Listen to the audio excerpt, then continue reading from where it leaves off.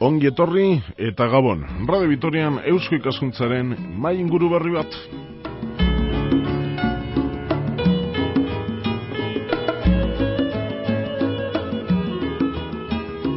Muy buenas noches y bienvenidos a una nueva tertulia de Eusko Ikaskuntza, Sociedad de Estudios Vascos en Radio Vitoria. El tema de hoy, interesante, 4 invitadas. El tema, las palabras pueden discriminar.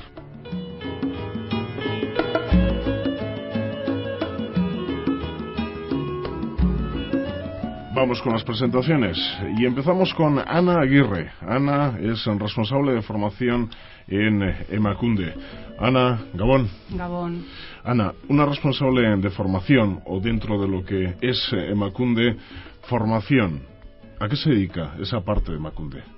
Precisamente a eso, a intentar formar, a intentar capacitar sobre todo a la gente profesional de los diferentes ámbitos, ¿no? Para que en aquello que hagan de alguna forma tengan en cuenta que existen mujeres y hombres con diferentes necesidades, diferentes expectativas, etcétera. Seguimos con las presentaciones. Teresa Nuño, catedrática de Didáctica de las Ciencias Experimentales en la Escuela de Magisterio de Vitoria-Gasteiz, de la Universidad del País Vasco, y coordinadora del Servicio de Asesoramiento Educativo del Campus de Álava, aquí, muy cerquita. Teresa Nuño, Gabón. Gabón. Bueno, ciencias experimentales. ¿Qué son las ciencias experimentales?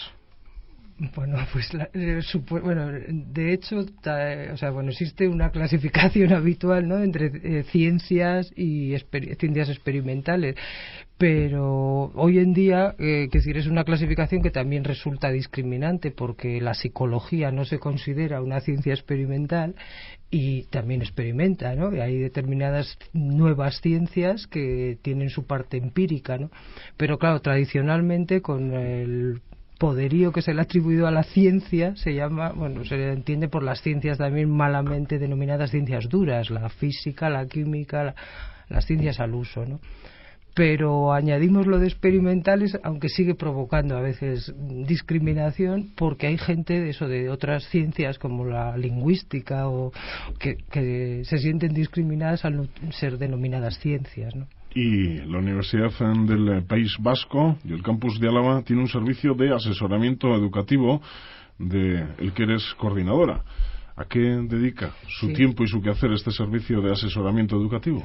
En realidad la gente no conoce mucho todavía este servicio, de no ser dentro de la propia universidad. Es de una reestructuración del ICE, del Instituto de Ciencias de la Educación, de la UPV, que eso sí que es más conocido. Surgieron distintos servicios de evaluación, 2 servicios, uno del profesorado, otro institucional, y el tercer servicio que surgió es el servicio de asesoramiento educativo. Fundamentalmente nos dedicamos a formar en el aspecto didáctico y metodológico al profesorado universitario, no en las competencias científicas de cada persona. Y en concreto ahora, yo ya aprovecho y hago campaña, estamos llevando una tarea muy dura por formando o reciclando al profesorado metodológicamente cara a la incorporación al espacio europeo de estudios superiores, lo que llaman el crédito europeo. Entonces ahí va a haber un cambio muy importante metodológico en la universidad y el profesorado pues necesita apoyos y formación. Lourdes Oñedarra, doctora en Filología Vasca por la Universidad del País Vasco y escritora. Lourdes, Gabón. Gabón. Al 50% dentro de la universidad y dentro de la literatura, ¿cómo se reparte el tiempo y el trabajo?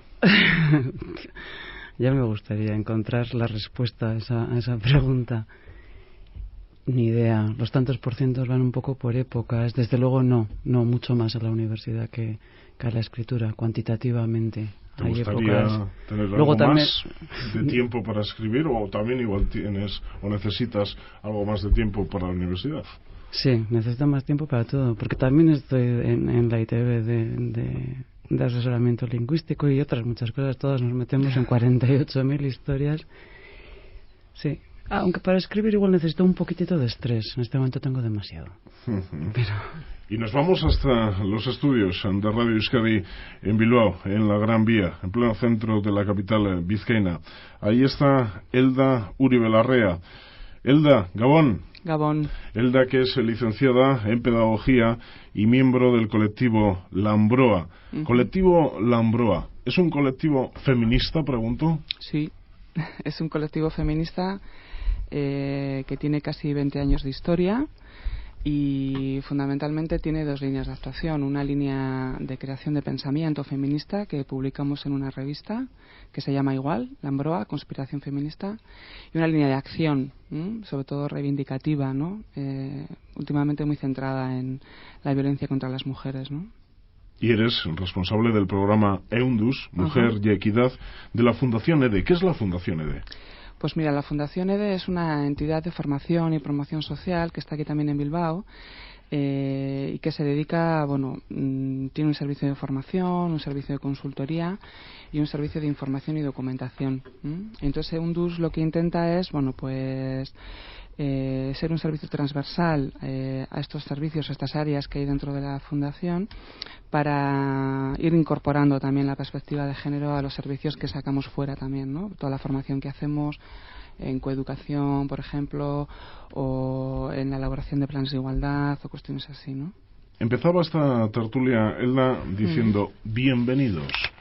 ¿He discriminado con mi lenguaje? Bueno, desde mi punto de vista sí, porque has utilizado un genérico masculino que invisibiliza al colectivo de las mujeres, ¿no? Entonces, yo prefiero fórmulas más, englobadoras, ¿no? Podemos utilizar el bienvenido, bienvenida o otra fórmula que se nos pueda ocurrir que sea más genérica y que englobe a los 2 sexos, ¿no? ¿Se os ocurre alguna? Queremos dar la bienvenida a las personas que nos están oyendo, o al público que nos está oyendo, o si no, tranquilamente lo de bienvenidos, bienvenidas, ¿no? Quiero decir que lo de señores y señoras era lo más tradicional. Y entonces nadie les echaba la culpa a las feministas de nada, ¿no? Sí. Yo creo que de todas maneras en lo del bienvenidos, bienvenidas, el splitting que le llaman, por utilizar un término técnico y pedante, yo creo que es muy importante la naturalidad con la que se haga, porque el os-as, si cada vez que hacemos os-as nos da vergüenza, nos cortamos y tal, pero un bienvenidos, bienvenidas, con la gracia que soléis tener los profesionales de la radio, por ejemplo. Te incluyo, esta vez no te discrimino. Pero también es muy difícil. Yo también he hecho que soléis tener los profesionales de la radio, claro. Eso realmente está bien y yo creo que desde luego es 100% aplicable pues en saludos, en momentos. Todo el tiempo. Realmente el castellano tiene ahí un problema que no es fácil, como desde el punto de vista gramatical. No es que Además, precisamente en este contexto, que un poco con lo que ha dicho Lourdes, no habría mayor problema. De hecho, pues como ha dicho ella, en todos los espectáculos se decía señoras y señores, en el circo, niñas y niños, y nadie decía que había redundancia en el lenguaje. Entonces, hay que pensar un poco por qué en ese contexto que interesa que la gente presente se sienta implicada, sí que se usa sin mucho problema. O por ejemplo tenemos el ejemplo del Lehendakari, ¿no? De vascos y vascas, en un contexto de atraer, de captar, de que las personas, todas las personas que estén allí representadas se sientan incluidas, no parece mal. En cambio, al Lehendakari le están criticando mucho, por utilizarlo, ¿no? Pero compañeros de profesión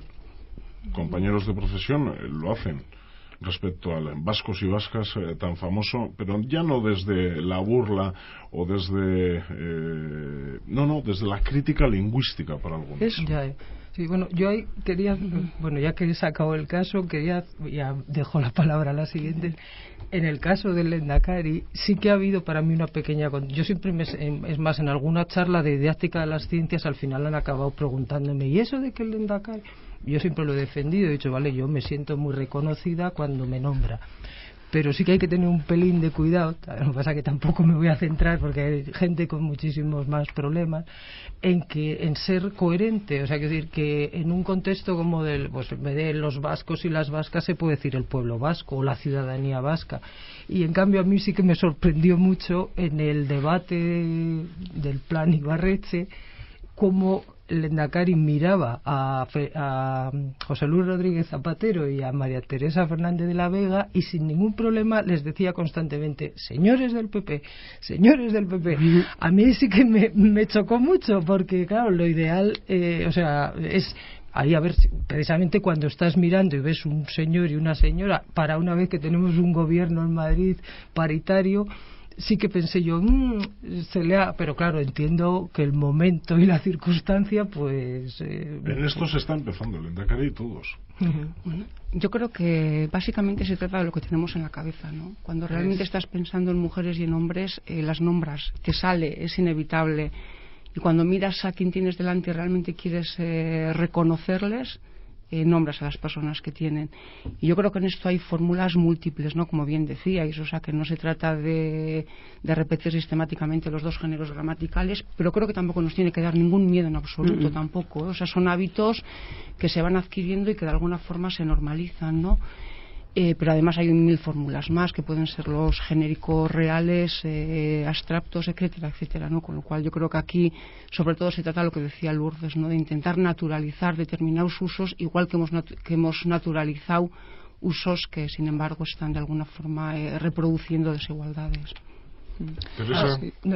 Es que en concreto, buscando documentación para la tertulia en contra, porque hay mucha gente que se rasga mucho las vestiduras y dice que esto es una moda y las femitas, pues hay un poema del Cid de la época medieval, un poeta medieval que no tiene ningún problema en decir: mío Cid Roy Díaz por Burgos entró en sue compañía 60 pendones. Bueno, leo fatal porque es castellano antiguo, pero dice: exien louer mujeres varones, burgueses e burguesas.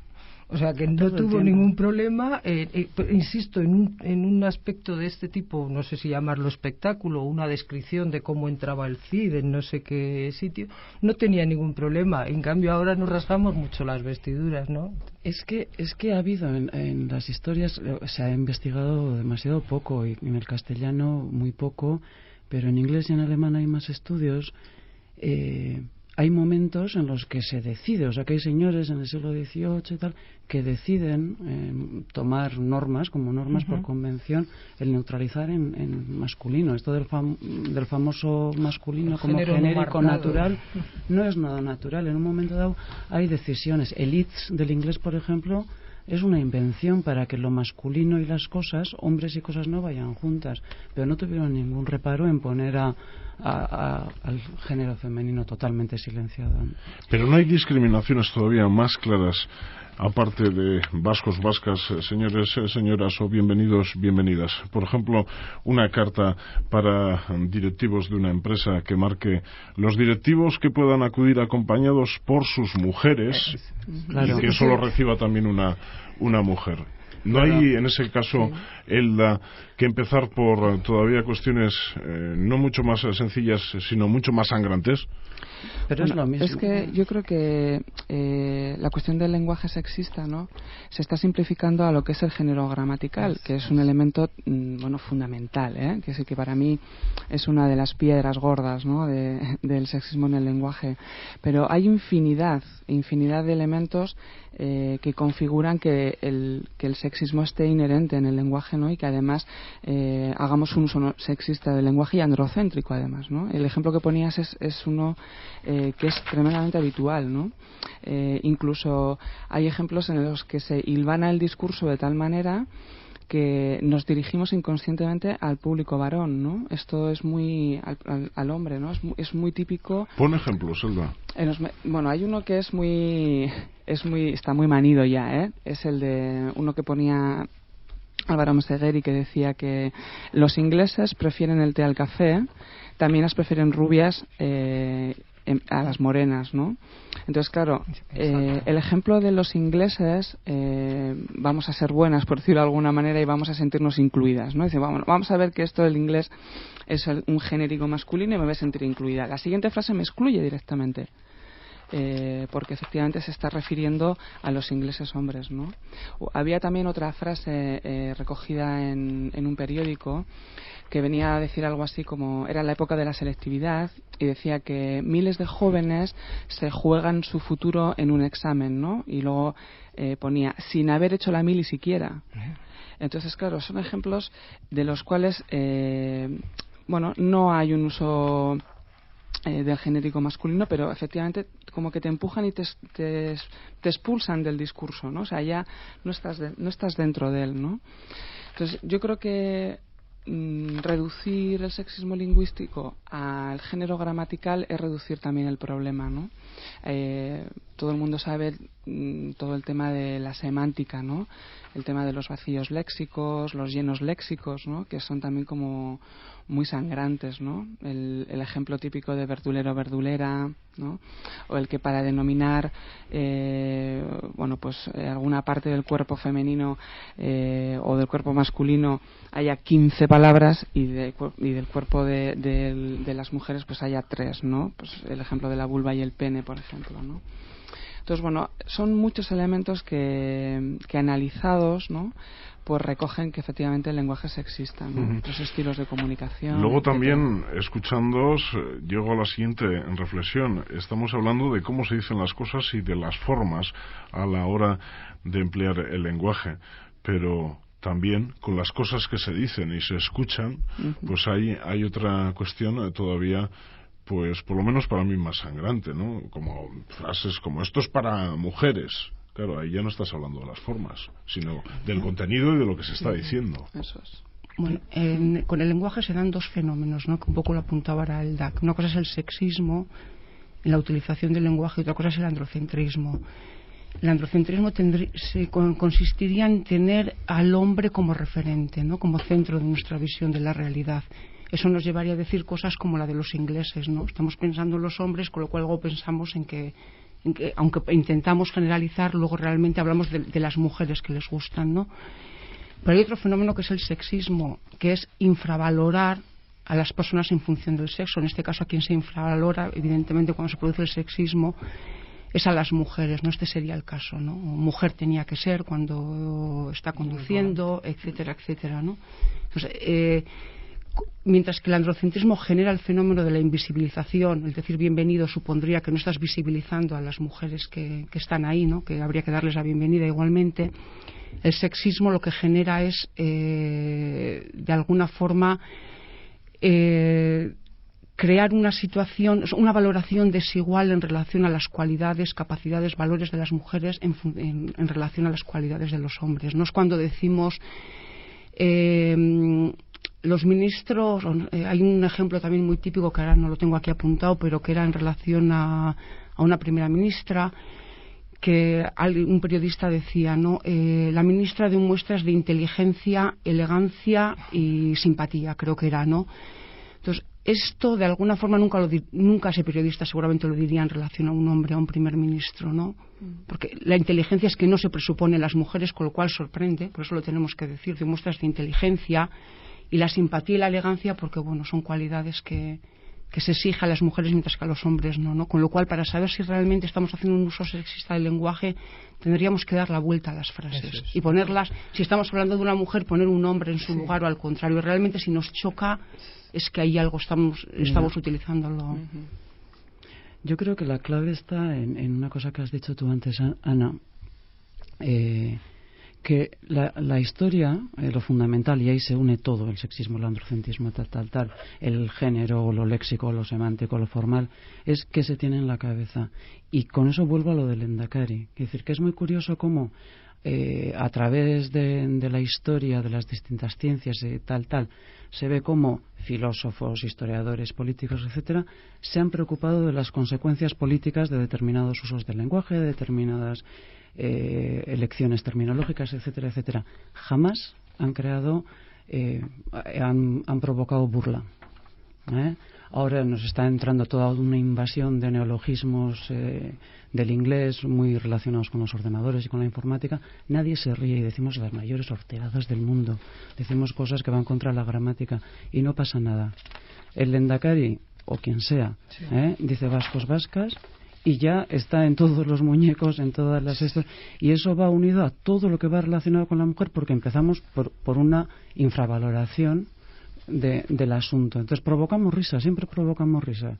Hagamos la manifestación que hagamos el escrito. Entonces cuando entramos en el lenguaje también provocamos risa cuando ni los antropólogos, ni los filósofos, ni los políticos, etcétera, etcétera, antes, cuando se han preocupado de sus cosas, lo han...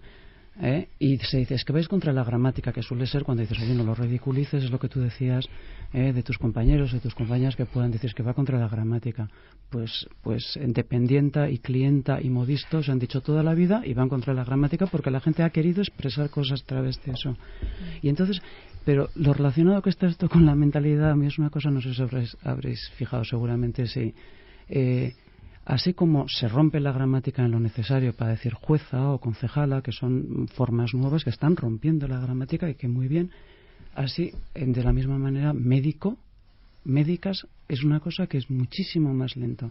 Y yo creo que es porque las señoras doctoras, hay muchas señoras doctoras que no quieren ser médicas, que quieren ser yo soy médico, lo dicen muchas veces mujeres, ¿no? A mí me ha pasado en la radio, donde estamos hablando y donde trabajamos con técnicos y técnicas en decir, no, yo soy técnico. Y se me crean dudas ya, en algunas profesiones, si tengo que decir A o no. Es que, por ejemplo... Si es correcto o no. Si es correcto en todos los casos. Ese ejemplo yo lo he visto mucho. Yo soy química en compañeras o incluso mías de decir, no, yo no soy químico, yo soy química. Perdón, al revés, yo no soy química, soy químico, la ciencia es la química y yo soy, o sea, pensar que por decirlo en masculino su profesión o su formación reviste más categoría. Y unido al ejemplo que ha dicho antes Lourdes, que va un poco también en lo de qué hay detrás, ¿no? El otro día también buscando en el cajetín de la lengua en internet manifiestan un poco eso, cómo no hay ningún problema en decir panadera, charcutera, toda la vida aprendiza. En cambio sí que parece que hay problemas para decir arquitecta o ingeniera. Entonces parece que están de acuerdo en denominar a las mujeres y marcar la diferencia sexual en los oficios corrientes y molientes. En juezas y concejalas no, por ejemplo. No, pero en juezas también hay mucho pitorreo, ¿eh? Ya, o sea, pero se ha extendido muchísimo. No, otra cosa es que lo hayan admitido, pero incluso aquí hay datos de que hay gente que quiere proponer a la academia que retire jueza. Es que eso sí que es incorrecto. Sí, si utilizamos esto, a mí me parece muy bien. Creo que lo correcto y lo incorrecto es una cosa, que la lengua es una cosa histórica, que se está moviendo todo el tiempo, y lo que ahora es incorrecto dentro de media generación va a ser correcto. Pero en estos momentos jueza es incorrecto. No, está admitido. No, está bien, es correcto, ¿eh? Sí, pero hay palabras... Está admitido, ¿eh? Está admitido, por eso suele ser el primer paso y luego llegará a ser lo correcto. De cualquier forma, yo creo que más allá de lo que decía Lourdes, más allá de lo correcto y lo incorrecto, no tenemos que olvidarnos que en este caso todo el tema terminológico se construye desde las personas. Claro. Las personas que construyen y que hacen los diccionarios... Claro. Tienen una forma de ver el mundo y tienen una mentalidad concreta y se construye desde ahí. Esto tiene que ver mucho con el masculino genérico también, porque claro, en un momento determinado se establece la norma de que el masculino engloba al femenino. Se estableció desde una determinada mentalidad de que lo femenino se subordina a lo masculino, ¿no? Pero la lengua, como bien decíais, es algo cambiante, es algo en perfecta evolución. Si no, estaríamos hablando aquí latín seguramente, ¿no? En este momento, y no lo que estamos hablando. Es algo que evoluciona constantemente y además la lengua va ligada al pensamiento, ¿no? Con lo cual va construyendo pensamiento. Es decir, no tenemos que esperar muchas veces a que la lengua cambie para que se produzcan los cambios sociales, sino la propia lengua puede ser generadora también de cambios. Es un proceso muy interactivo, ¿no? Exactamente, constantemente están interactuando pensamiento y lenguaje. Le voy a dar paso a Elda porque siempre es complicado, Elda, cuando hay tantas personas en un estudio, estamos todos juntos y la otra persona, en este caso tú, Elda, pues estás fuera. Yo sí que veo, o creo, o quiero pensar que se han avanzado una serie de pasos importantes. Ya cada vez me cuesta más oír a alguien decir, los hombres de esta empresa son buenos profesionales. Creo que se avanza más en la línea de esta empresa cuenta con grandes profesionales. Son cuestiones, no sé si hay cuestiones más sencillas que otras o que poco a poco se van cambiando en el diccionario o en la forma de hablar, mejor dicho. ¿O no ves esos avances tú, Elda? No, yo sí que creo que hay avances, ¿eh? O sea, de hecho, incluso creo que, siguiendo con el ejemplo del Lehendakari, no lo voy a decir más, pero bueno, a mí me parece muy importante que que la gente, aunque vaya duplicando, duplique. A mí eso me parece que es importantísimo, es un avance, porque hacía unos años se hablaba de la economía del lenguaje, ¿no? Y era una batalla tremenda, todavía se sigue hablando, ¿eh? Y más en la radio, economía del lenguaje, ya sabes, un minuto solo en la radio. Eso es, ¿no? Entonces, claro, imagínate, ¿no? Entonces, que tienes un minutito que tienes que decir y tal, bueno. Pero claro, el discurso de la economía del lenguaje se nos acaba en el momento, lo ha comentado antes una compañera, ¿no? En el momento en el cual le dotamos de significado simbólico a la palabra y de consecuencia política, en realidad, ¿no? Y aquí me uno al discurso de Ana, yo estoy completamente de acuerdo con lo que estaba planteando, ¿no? La interacción que tiene, la relación que tiene la lengua, el pensamiento y la realidad, ¿no? Entonces, es muy curioso cuando... Y esto incluso lo digo a nivel personal, cuando tú haces un esfuerzo de representarte mentalmente a las mujeres, de ver lo femenino en la realidad cotidiana, bueno, aparte de que te es imposible no nombrarlo, ves la realidad de otra manera, realmente, ¿no? O sea, cuando yo me pongo delante de un grupo, a mí me es imposible hablar de mi alumna, o sea, de mi alumno, porque no puedo, porque yo estoy viendo a mis alumnas, ¿no? Entonces automáticamente las tengo que pensar en ellas, tengo que pensar en qué les pasa, en qué les ocurre, por qué no hablan, por qué no dicen o por qué tal, ¿no?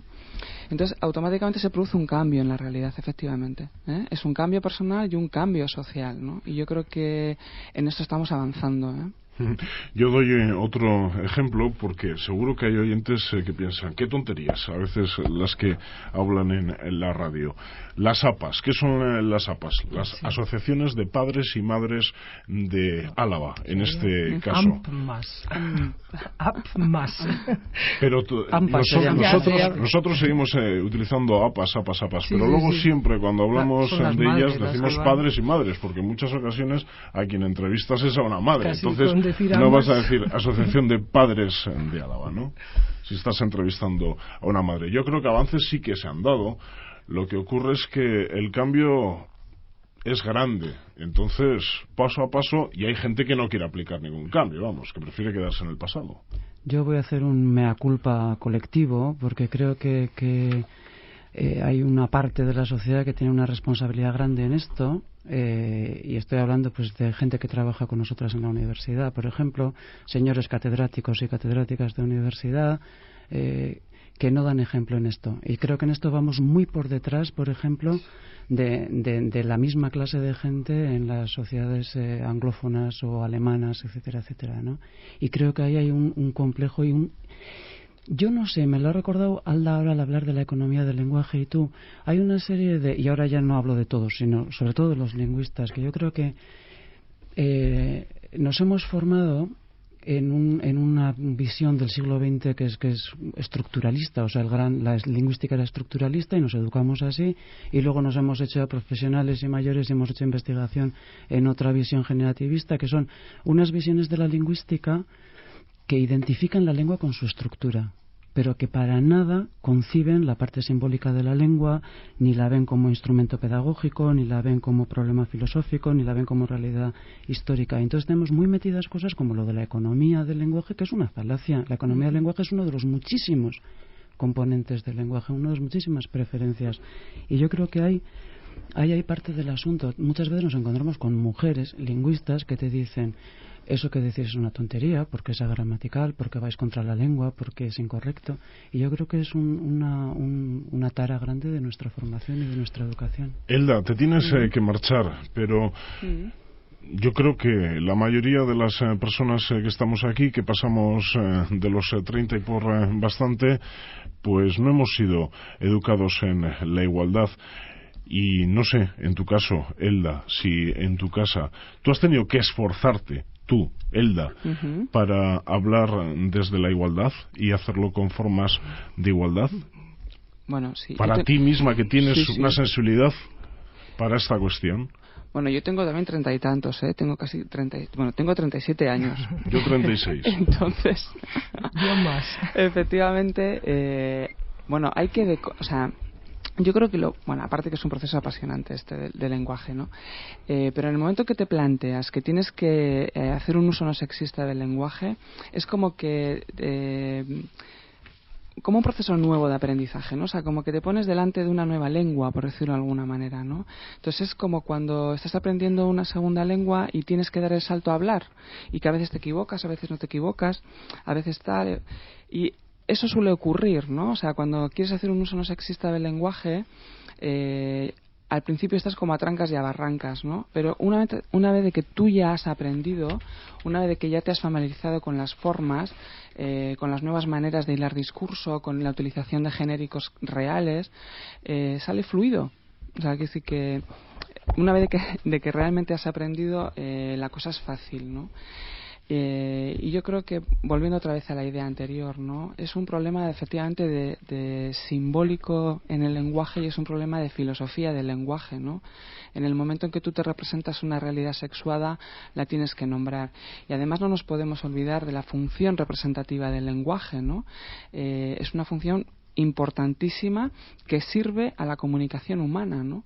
Entonces, claro, si es una realidad, o sea, si es un lenguaje que no representa a la mitad de la población, efectivamente la invisibiliza, y por tanto no existimos en ninguno de los momentos y no podemos ser referente humano para nada, ¿no?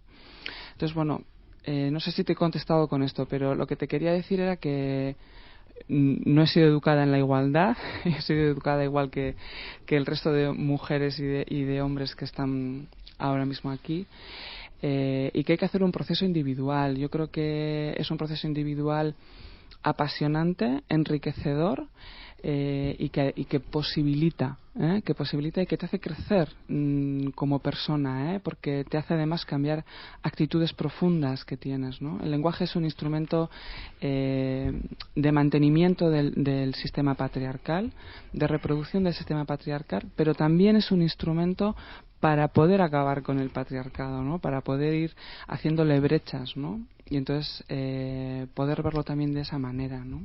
Elda Uribe Larrea, muchas gracias por estar con nosotros y por acercarte a Gran Vía. Muchísimas gracias.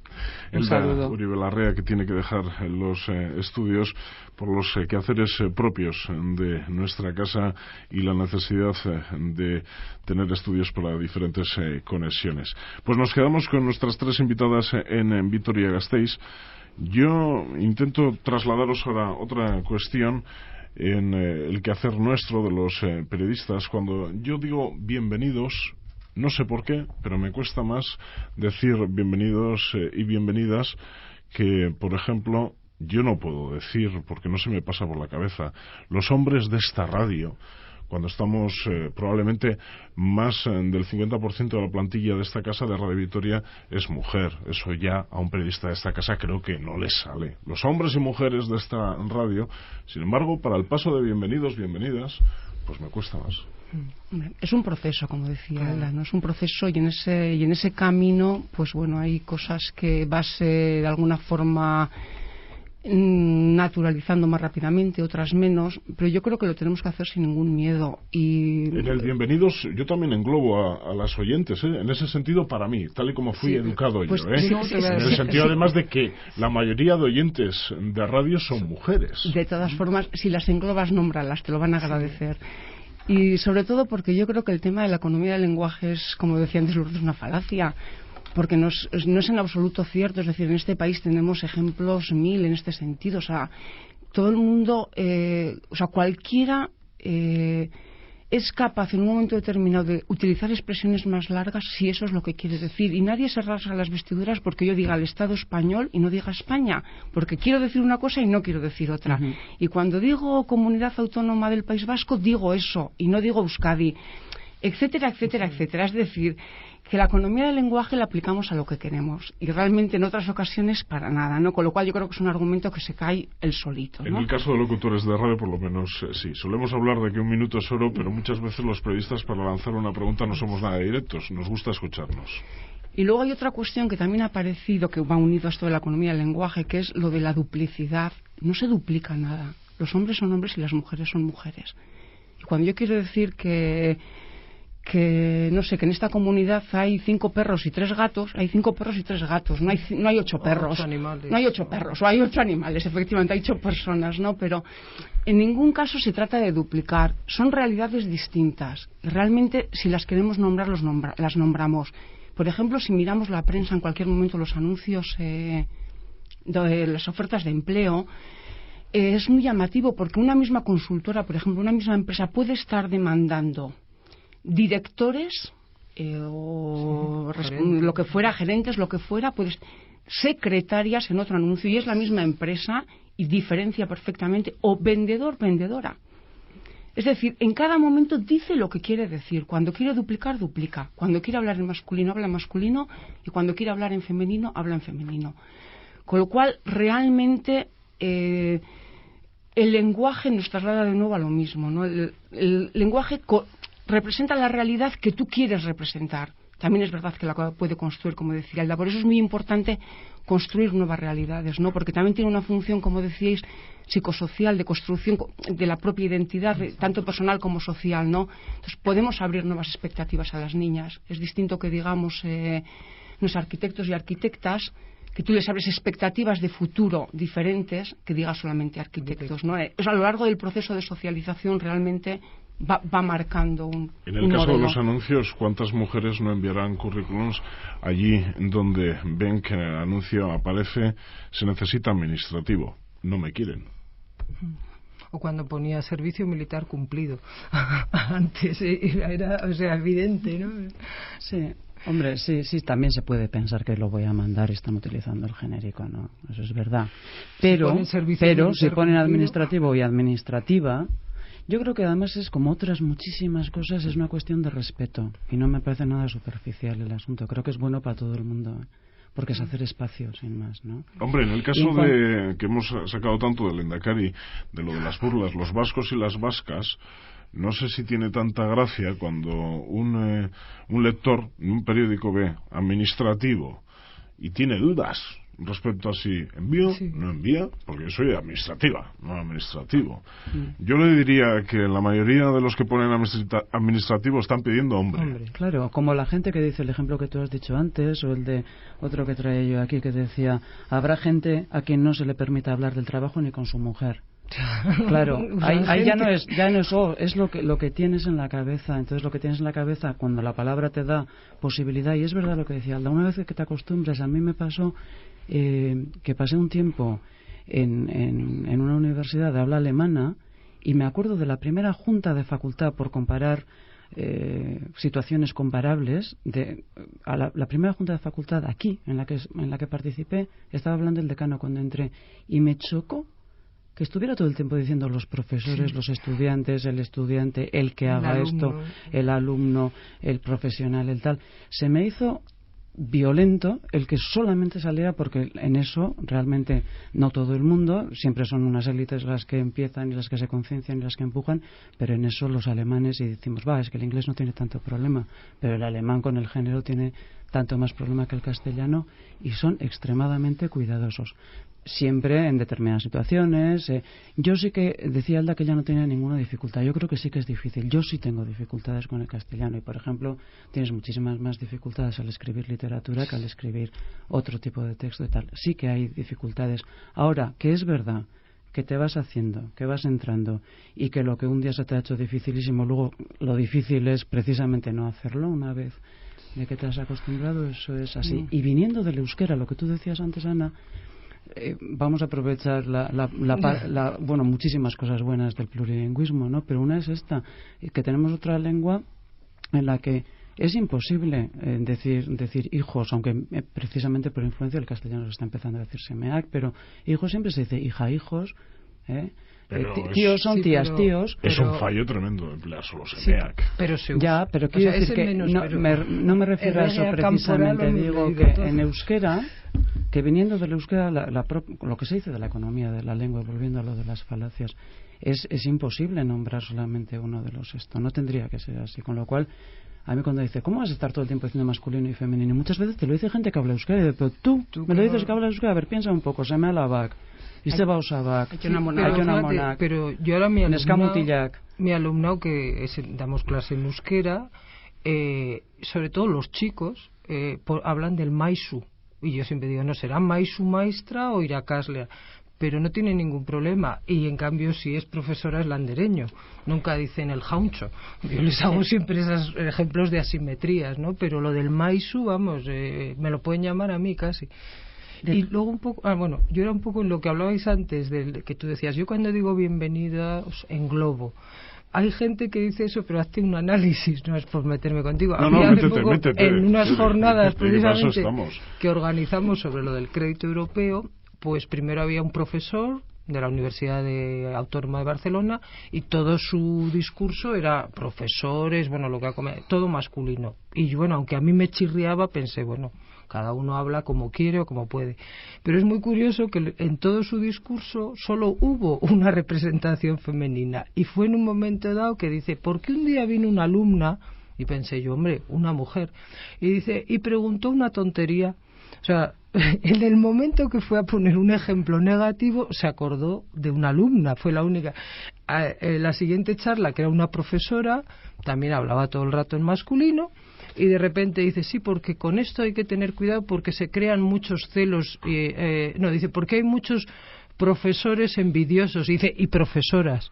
O sea, en ese momento, en dos aspectos negativos, es cuando vieron la necesidad de citar, vieron a las mujeres, ¿no? Debieron de ver ahí, uno vio a la alumna torpe y la otra vio a las profesoras envidiosas. Hasta ese momento, en ningún momento se había visto la necesidad de aludir a las profesoras o a las alumnas. Entonces, es decir, cuando a mí me dicen, no, yo estoy englobando, me cuesta creerlo.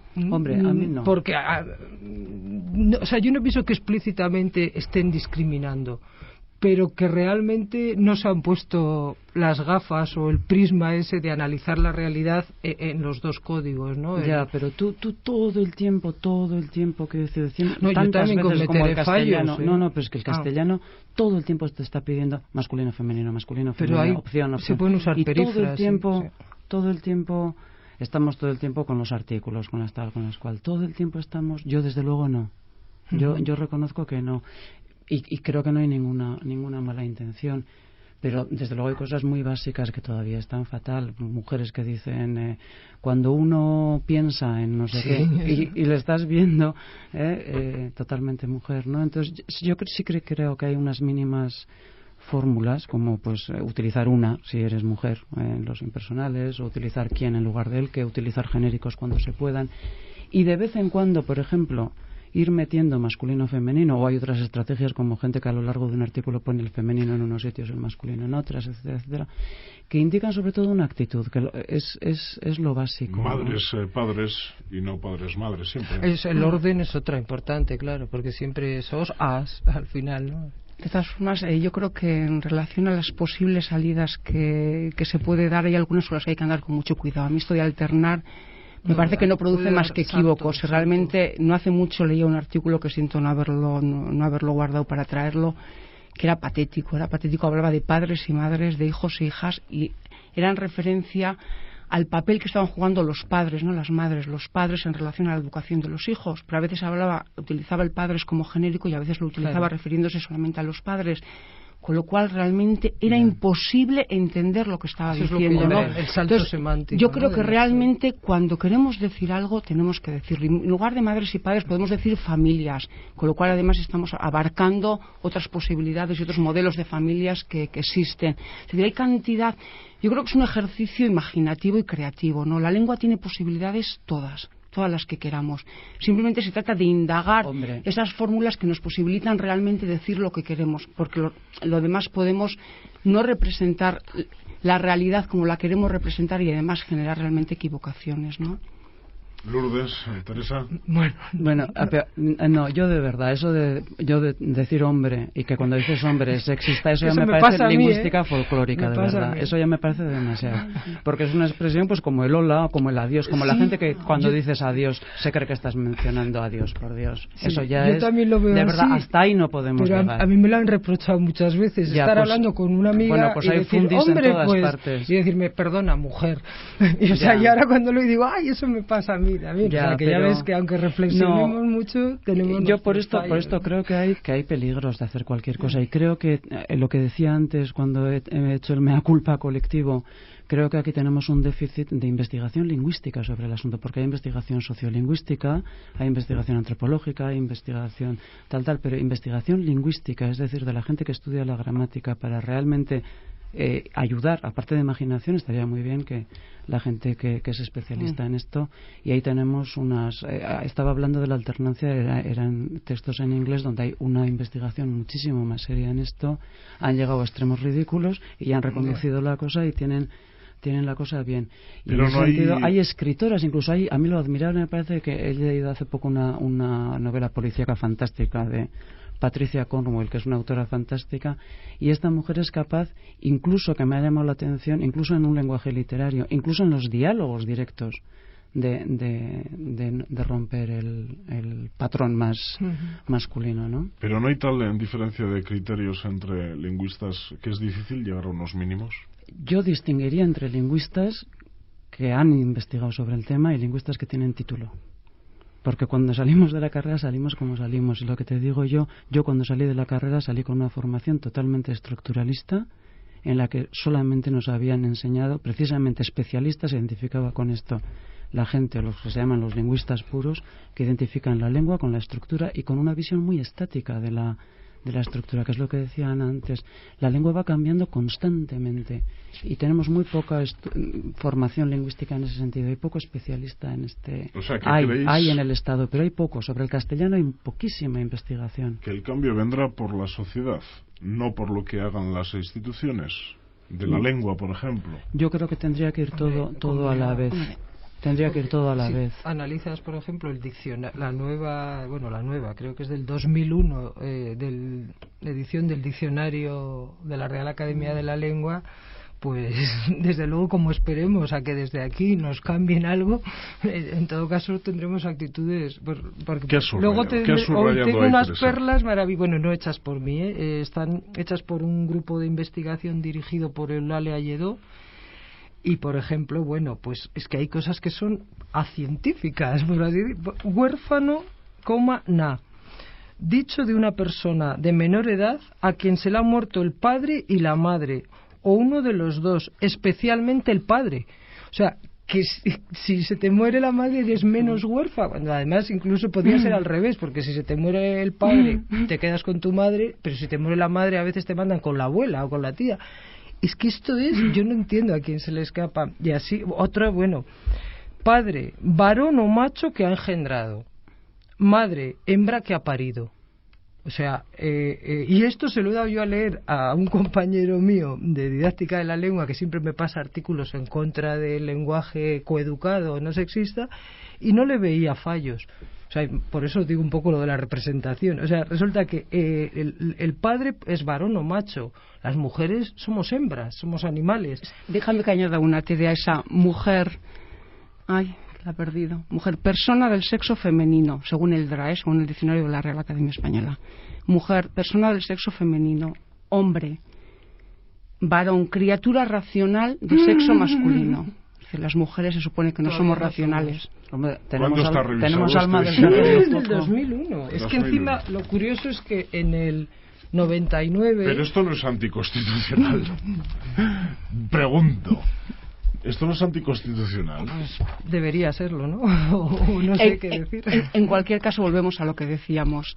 Los diccionarios, las reglas gramaticales se construyen desde personas concretas que tienen una forma de entender las relaciones sociales, de entender el papel de las mujeres y de los hombres, y en función de eso, pues las mujeres efectivamente somos hembras que paren. Sí, sí. ¿no? O sea, no engendramos, nosotras parimos, es decir, sin engendrar. Y de alguna forma es fruto de todo eso, con lo cual yo creo que realmente no tenemos que esperar a que cambien, y de hecho además la realidad nos demuestra que todo esto va cambiando en función de que la realidad cambie. Yo espero que sí, que cambien. Yo de mis compañeras y de mis compañeros lingüistas, por ejemplo, y no estoy hablando de la gente que hace las gramáticas, sino de la gente que investiga estas cosas, espero que imiten, como imitan en otras cosas, a nuestros colegas de Estados Unidos, por ejemplo, que en esto también se imite, porque realmente gente que puede ser muy progresista y muy abierta en otras cosas, en este tema lo ridiculizan. Ahí hay un complejo, un papanatismo ambiente muy interiorizado que a mí que tendría que ser precisamente la gente que impulsara, que diera prestigio a estas cosas,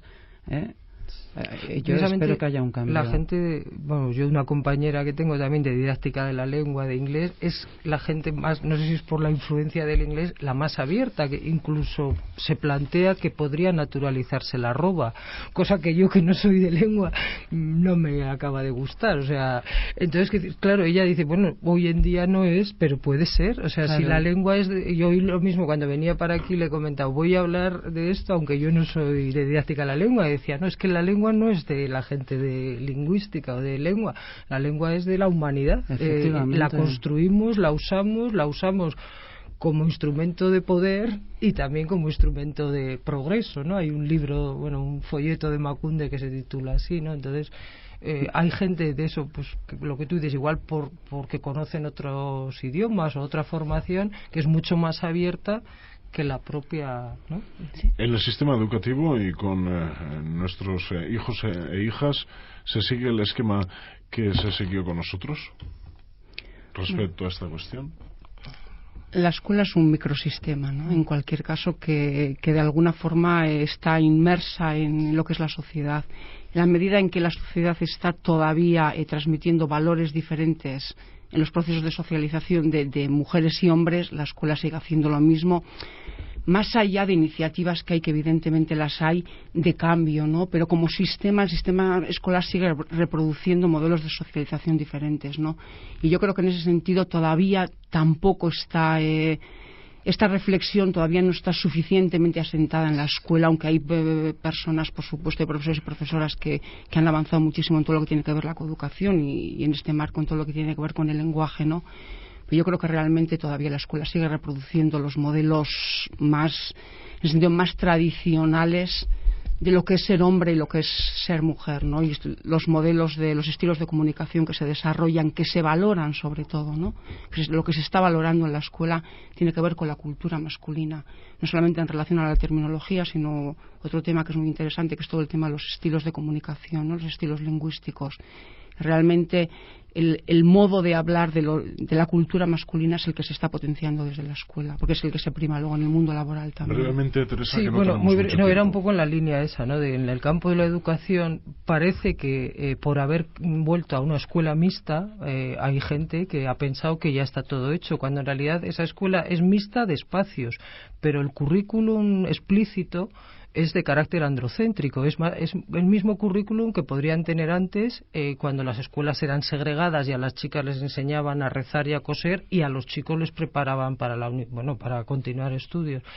Entonces ha habido el espacio mixto, la escuela mixta, que ha hecho juntar, pero no ha hecho una reflexión sobre vamos a incorporar en el currículum explícito lo positivo de ambos modelos, ya que nos socializan diferencialmente. Y entonces, ¿qué pasa? Y luego implícitamente el currículum oculto, todo lo que se transmite que no está escrito ni está explícito, yo creo que es lo que dice ella, sigue transmitiendo el sexismo, el racismo, todos los ismos negativos de nuestra sociedad actual. No es el origen de las discriminaciones, pero sí las perpetúa y las legitima al final. Me quedo, Lourdes, por lo tanto que, por ejemplo, la sociedad alemana en todo esto que hemos hablado está en otro proceso que nosotros todavía no hemos llegado a él. Sí, y hombre, yo creo que también allí a la sociedad le falta bastante, pero desde luego va muy por delante, y concretamente la gente más preparada y más educada, bueno, me encantaría que llegáramos a su nivel, desde luego. ¿Y el euskera tiene menos problemas en este sentido? Sí, en general, aparte de lo de Semea-Labak, cuantitativamente, porque no tiene género gramatical, y entonces cuantitativamente baja el problema. Está heredando algunos problemas del castellano. ¿Por ejemplo? Pues este que hemos dicho de decir Semea que en lugar de Semea-Labak, o nombres de profesiones que se están adoptando en masculino. Pon algún ejemplo. Pues con perdón, pero ya que nos queda poco tiempo, la mía, lo de fonólogo. Fonólogo en lugar de, pues, aunque se admite que se sigan utilizando las terminaciones del euskera que no marcan el masculino, ¿no? Con fonologialari o algo así. El euskera, claro, tiene una parte buena, que tiene menos problema porque no tiene el género gramatical, pero tiene la parte mala de que a la hora de buscar potenciar la presencia femenina, pues no se puede hacer. Es decir, que ahí ya es solamente cuestión de actitudes, ya no es la lengua. Y con los nombres, eso es una cosa que me choca mucho. Ibai, Aritz, en euskera serían neutros, pero ¿qué pasa? Que Roble y Río en castellano es masculino, entonces a los chicos se les llama Ibai y Aritz. Yo no tengo ninguna chica, y a las chicas se les llama Odei. ¿Por qué? Porque porque en castellano Odei es nube es femenino. O sea, incluso ahí se está mezclando el género gramatical con el sexo, ¿no? Sí, bueno, algunos tienen que ver con los mitos. Ana, 20 segundos. Sí. No, yo solamente, yo no soy tan optimista tampoco en relación con el euskera. Yo diría que las personas que hablamos euskera y castellano somos las mismas, es decir, y los prejuicios y los estereotipos que tenemos interiorizados los transmitimos exactamente igual a través de un idioma que de otro. Una cosa es que el género gramatical evidentemente facilita, la no existencia de género gramatical facilita porque te evita estos problemas de nombrar el género masculino y femenino.